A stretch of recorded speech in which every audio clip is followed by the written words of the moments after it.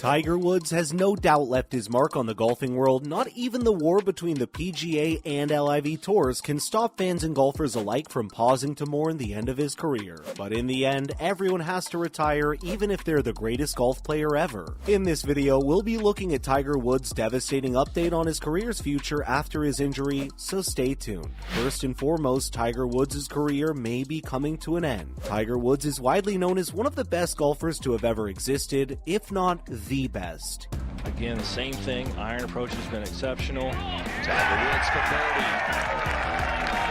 He has set a number of records, such as the record for most weeks as world number one. Let's just say he's set enough of them to make sure his name is never erased from the history of golf. Unfortunately though, all stories have come to an end, and it looks like Tiger Woods is nearing his, well, at least it's not like the golfer had a short career. He's 46 and still playing golf. Let's just say he's come a long way ever since he first started playing professional golf at 20. Still, golf isn't as athletically demanding as the rest of sports, and there are many people older than Tiger who play it perfectly well. So why is he hinting that his career may come to an end soon? Well, golf may not be as physically demanding, but it's still a sport, and that means you need to be in good health and have functioning limbs to be good at it. It looks like Tiger doesn't fit in the category anymore though. Yes, you heard that right. The golfer himself said that he didn't have much left in his right leg, and now fans are left wondering how long the golf legend had before he could no longer join the other players' course.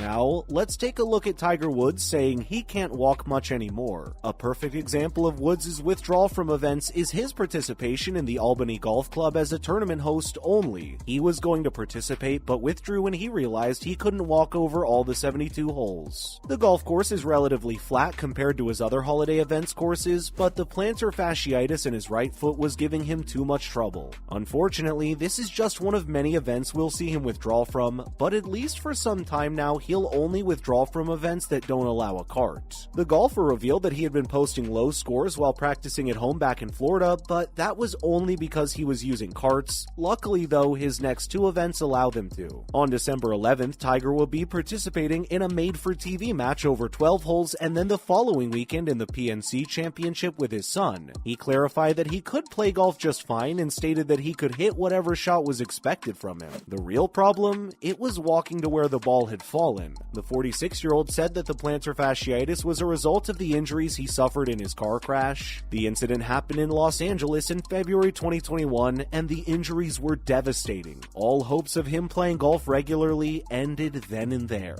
Coming up, he announces his future plans. A year ago, the golfer was starting to take full swings with the driver. He wanted to play in the 150th edition of the British Open, but also ended up playing the PGA Championship and the Masters. He mentioned that he was making a lot of progress in the months following the British Open, but Woods ended up hurting his right foot while he was preparing for a 72-hole event in the Bahamas. Tiger talked about how walking impacted his health. He mentioned that when somebody has plantar fasciitis, the worst thing they could do is walk. But the golfer was walking more and more, trying to prepare for the event. It was making the injury worse, and had he not put an end to it and taken a break, things could have really gotten bad. At least this won't affect his golf schedule too much, because he doesn't play that much golf anymore anyway. Now the goal he had left was to play in the major championships or a few other events. That is all he can do with the state his leg currently is in, so he decided to prepare for the biggest events, and if luck were on his side, he'd manage to catch a win or two even in his condition. Still, even if golf carts are allowed in every event, there's only so long he can carry on before he decides to stop altogether. After all, the golfer has announced that it is very unlikely he'll ever be able to play in another Open at St. Andrews ever again. Finally, Rory McIlroy and Tiger Woods thought they had COVID-19 going into the Open. That week, Tiger's health wasn't great, even beyond his leg, but it wasn't COVID-19 he was suffering from. While talking to the Sunday Independent in an interview in Ireland, Rory McIlroy said that he and Woods played a practice round at the Ballybunion on the Thursday before the British Open, and afterward, Rory was feeling ill. He described his condition, saying that sweat was pouring off him and his temperature spiked. Rory called Tiger and asked him how he was feeling. Tiger said that he felt fine, but later on he texted him that night and told told him that he had chills and a fever.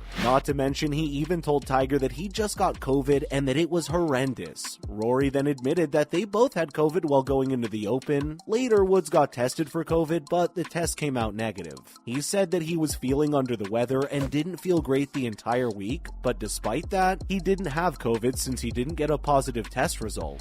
Now, moving on to Greg Norman getting support from Mark Leishman and Adam Scott after Tiger Woods' attack. First up, Adam Scott and Mark Leishman jumped to Greg Norman's defense after attack by Woods. In the wake of Tiger Woods saying that Greg had to step aside to end golf's war, Aussie LIV golfer Mark Leishman has leapt to Norman's defense. On the other hand, Adam Scott was much less clear on whether there was any chance for cooperation with the PGA Tour, no matter who was in charge. Adam also wasn't sure if there was a need for the two tours to come together at all. Tiger followed the current world number one Rory's lead and made the declaration that Norman had to leave his position at LIV, accusing him of attempting to destroy the PGA Tour. Before his Hero World Challenge event, Tiger said that there is no willingness to negotiate if you have litigation against you, referring to the antitrust lawsuit filed against the tour. He continued that Greg has to go, and that if one side has so much animosity and is trying to destroy their tour, then how do they work with that? Next up, Mark believes Greg did a good job since he got the players. Mark, who joined LIV alongside Cameron Smith and is the world number 3, wasn't keen to enter the war of words, but gave his support to Greg nonetheless. In Melbourne, where he was preparing for the Australian Open, one of only 2 events he is allowed to play in other than the LIV, he said that he thinks Greg's done a good job since he was successful in obtaining the players. He said that it's something everyone has an opinion on, and they're definitely entitled to that, and he's just enjoying where he's at right now.